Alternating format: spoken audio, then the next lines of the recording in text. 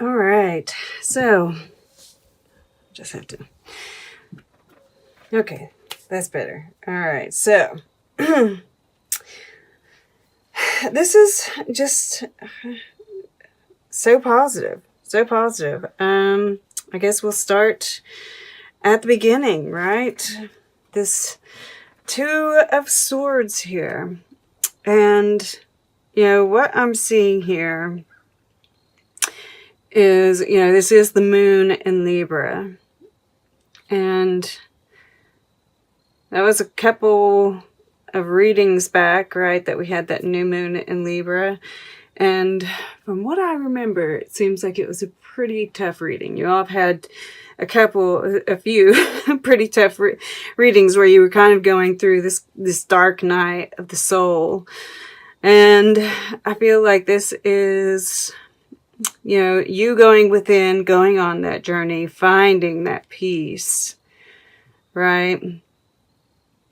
Finding that connection with spirit, finding the balance, finding your truth, right? Which has led you here. And I can also see this as, even, I do see a bit of the election just because there is, and of course this goes for everybody, right? This momentum changer, which, yes, there's Aries, but it's just a part of all of it, right? This judgment, this rebirth, this wheel turning, this change in power, right? I definitely see that. And this knowledge that you have that, this is all part of destiny, right? We've got Wheel of Fortune and the Fates here. And knowing through this, right, this plays into it.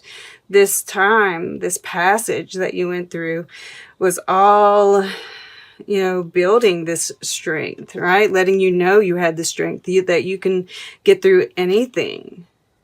You can move, and this is with magnificent grace. So, that's that connection with spirit that we see in this I Am Presence card. This awakening. Because with this Judgment card here in the air element, we'll go ahead and talk about this as well, right? This is like the first week, basically. And this feeling of, thinking about the rebirth, right? I also feel like, looking towards the future, having this, knowing that the ships are coming in, this very positive energy. But this is Pluto and this is Jupiter. And we have that Pluto-Jupiter conjunction happening during that first week as well. So that's definitely, and that's bringing you that rebirth, right? That's why Pluto is, it has to do with Scorpio, right? The death and the rebirth. So it's bringing you a present. With this Capricorn energy, right? It's happening in Capricorn too, so that's interesting. But, I do have to say, with it touching this Two of Swords here, I do think, and this, take your solo, but give others their moment too, that there's this sense, a warning not to be too righteous, right? Not to cast judgment on others.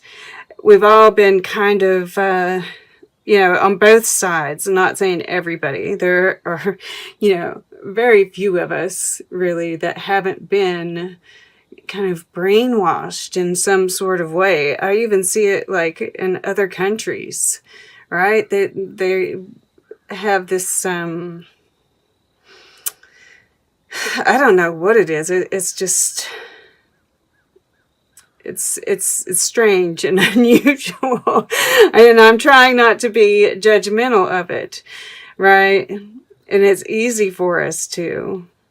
So I feel like that's just kind of, yes, it's like, you're right.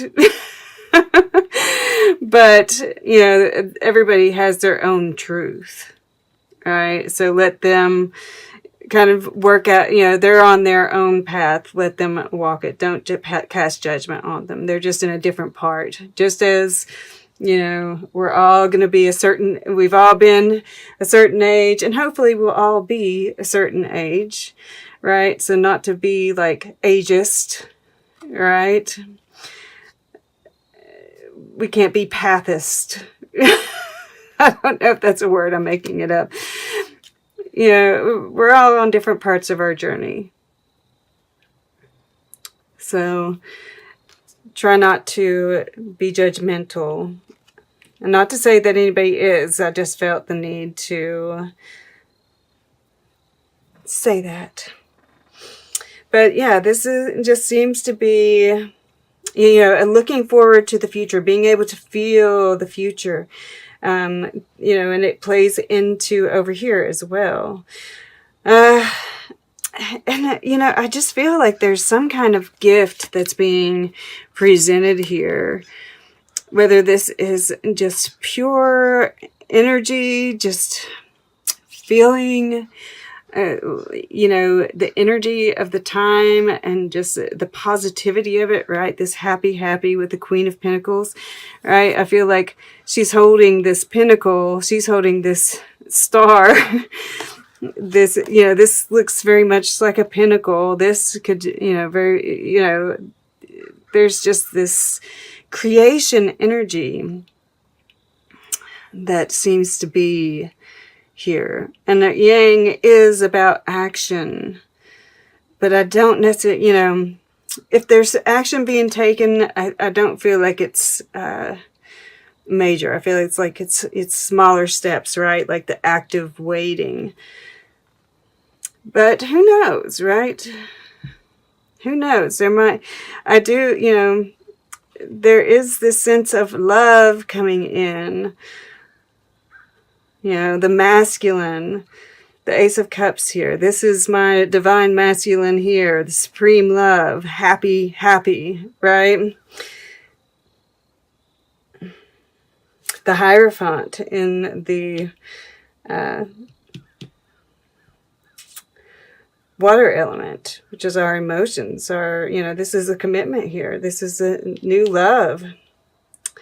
I really can't help but feel that way. Yeah, you all had, your wish came true last time, right? Oh, yeah. It's coming back to me now. So, yeah, you're the divine feminine here. Really, feeling that connection and that, of something growing, this abundance, this fertility, really just attracting things to you, because we have 17 breaks down to 8, 26 breaks down to 8. So we've got 3 8s right here in this middle place, plus Jupiter. Abundance is definitely coming in. We've got 2 1s, 2 2s, 2 3s. We have these actually 3 1s. The 10 breaks down to a 1. We've got these 3 1s right here. 3 1s. All right, there might be 3 blessings coming in, because we've got 3 8s too. Yeah. Things do tend to happen in 3s, right? This is a 3 as well. And yeah, I feel like with the fates being here, and I'm drawn to this, like, it looks like a vine growing with the stars on it, right? And he's got stars all around him, Marvin Gaye here. And the fates, this card is often about things being withheld from you. And, I get this not for you at the bottom of the deck. And I feel like this is just this understanding of why things happened the way they did, why things were withheld from you, right? The strength that built, and that things worked out better than you imagined that they would. And it's like this understanding that you're going to be taking forward as well. So yeah, this second week, I can't help but feel like there's some kind of commitment being made, some kind of, offer of love, right? This is your fire element, which is a very passionate love here. It could also be a creative project, right? We can have numerous things, but it feels like definitely the main part of this is love. And this is commitment to the path. This is that shift, right? And this is that stability in the shift, right? Being able to, you're staying solid regardless of what emotions might be stirring up. Connected with spirit, connected with your emotions, right? This strength card, just being fluid and working through whatever comes your way. You're just feeling solid. And then here in the future, I see, like I said, I see this as, this is the stuff that's producing fruit that you're happy with. And I actually see her kind of looking off into where we can't see, to something that doesn't align in her life anymore. All right? And she's like, you're going to have to go. I just feel like this is planning your future. And yes, aligning things, what aligns, taking stock of your life, what aligns, what doesn't. This is part of the rest of probably this year, for the most part, is going to be, what have I learned? What fits? What doesn't? What do I need to work on? What needs to go? Right?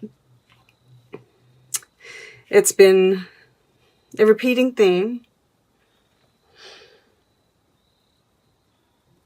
But yeah, look at this line right here. Judgment, Wheel of Fortune, the Hierophant. This is connected with that masculine energy. This is a second chance, right? A rebirth. Things really moving in your direction. And I feel like this is love. This is your path, right? This is like huge. This is applied to even your career, right? That this is which could be as a spiritual teacher of some sort. Yeah.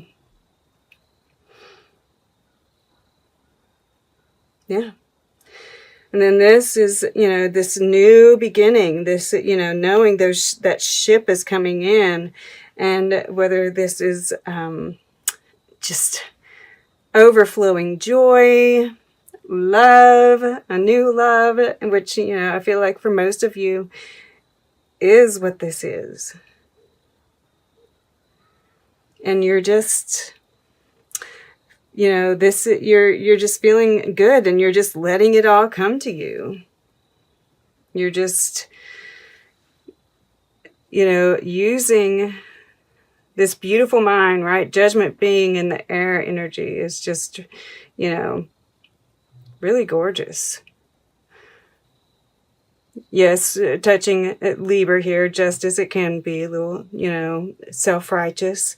But, as long as we're aware that it can go there, right? I don't really get that much. But, this is really, being connected, right? All of this energy is flowing down into her from the heavens. And she's also very grounded. And yeah, just beautiful abundance coming to you.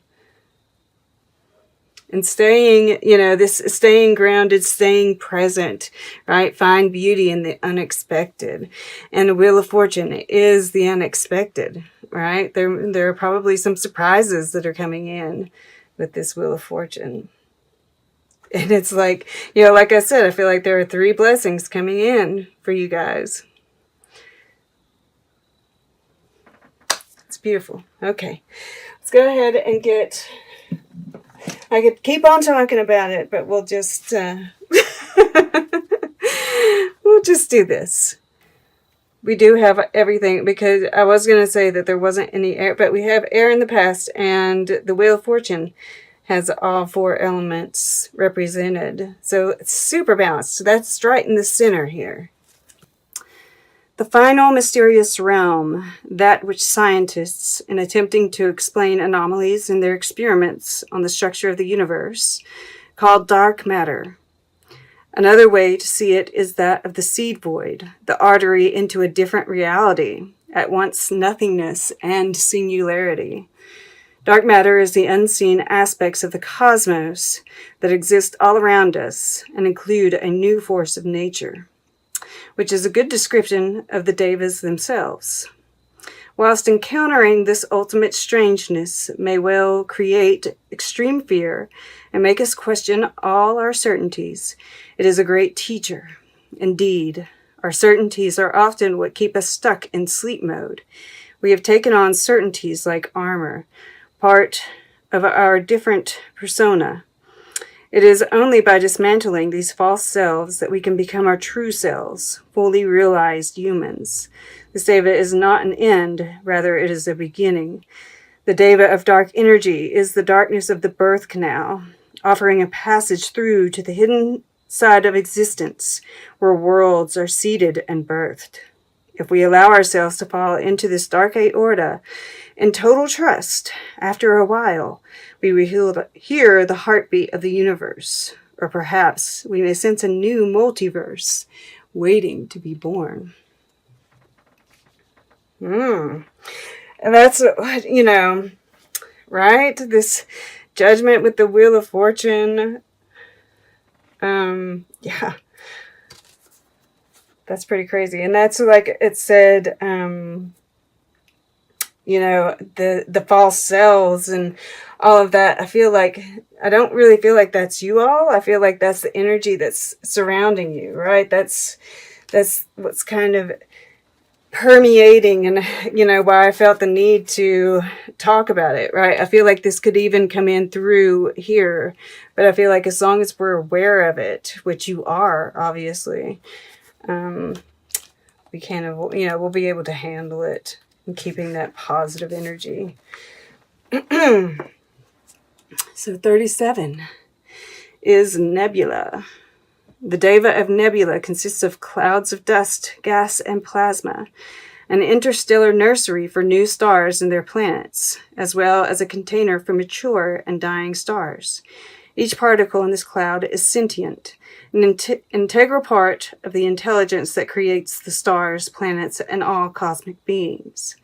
When the deva of nebula appears, it often signifies a high level of consciousness, the ability to work with others in diversity and harmony to create an entirely new synthesis of ideas, creative forms, or whole systems. The deva of nebula utilizes every dust particle, every star, in its optimum position, the amalgamation of each contributing exponentially to the whole. Ultimately, then, the consciousness formed becomes something far greater than the sum of its parts. The deva applies particularly to the people today who are awakening to another level of reality, where, instead of contracting from fear, as we often do, they live in a constant state of openness. It is a state of joy, of living from the heart, constantly giving out, sharing, and feeling vibrant and alive. It is, in fact, a state of illumination. Yeah. So, that's you. That's what, this is this Hierophant. This is like you helping move people through this energy. And all you have to do is be you.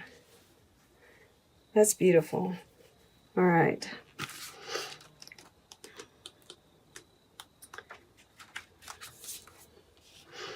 the void. And here's a little poem. I want you to look at this dark black void. I am the infinite deep, in whom all the worlds appear to rise. Beyond all form, forever still, so am I. The different chapters of the creation story begin with the energies that comprise divinity. The first, and almost impossible for us to imagine, is the void, the zero. Before anything else, the void was, is, and will be.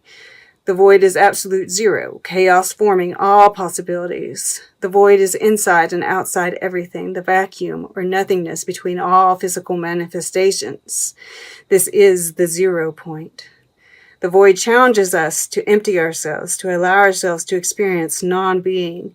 In our normal state, we constantly strive and rush, muse and worry, talk and laugh, though how rarely do we talk about anything important. Here in the void, we can let go of thoughts, consciousness, mind itself. In the void, we encounter the simultaneous paradox of non-existence and infinite possibility. All right, so these are talking about how to best move through, and they're sitting under the 7 of Pentacles, this period of time, right? This in between worlds, because this also talks about getting out into nature, right? Out into the fresh air. I'll read it. This one's not very long either. This one's like this one. Floating feather-light on the breeze, the deva of air is essential for life. It offers us freedom, liberation from cares, and the ability to use our amazing minds to think and communicate. When the deva of air appears in a reading, it is a reminder of freedom, to breathe, to laugh. We often become bogged down in stale situations, stuck in our air-conditioned offices, mired in unfulfilling lives. The deva points out that a couple of hours of real air will revive us, blow away the cobwebs, and allow us to think more clearly. Recall the adventure of being a child and the ease of living. Go out, run up a hill, fly a kite, find the long, long dances, and remember how good life can be. So yeah, staying present. This is also that breath work like I was talking about in the beginning, right? And the void often reminds me of Yoga Nidra, which is the kind of meditation like Spirit wants me to do it. If I skip a day, it's like the next day they have cards everywhere saying, go into the void. So if you're interested, look up Yoga Nidra. You might already be practicing, and this is just a reminder. I've started doing that 5 minutes of alternate nostril breathing every day, and it's really helped a lot. And yeah, I feel like these underlying energies are just, this is the shadow. And in that card, it talks about, I want to make sure I'm pretty sure it's the shadow. Yeah. Yeah, it talks about human nature and what, I feel like this is what's around us, but also this compassion, right? This blue, hi, honey. This blue, compassionate love, right? That's permeating here. Having compassion for those who are going through it, right? I feel like this is trying to see different points of view. And yeah, I mean, just knowing that things that aren't working out, at least not, they might just be not for right now, that all of it is leading to something better. There are probably some, this could be karma, this could be soul family, right? This could be just problems within the family, all of this happening. But it's ultimately leading to a better place for all of us, right? This return to harmony. This is justice, right? But also, here we have Artemisia Gentileschi, History has your back. Society stabs you in it. Use your talent like a weapon. Don't let convention confine you.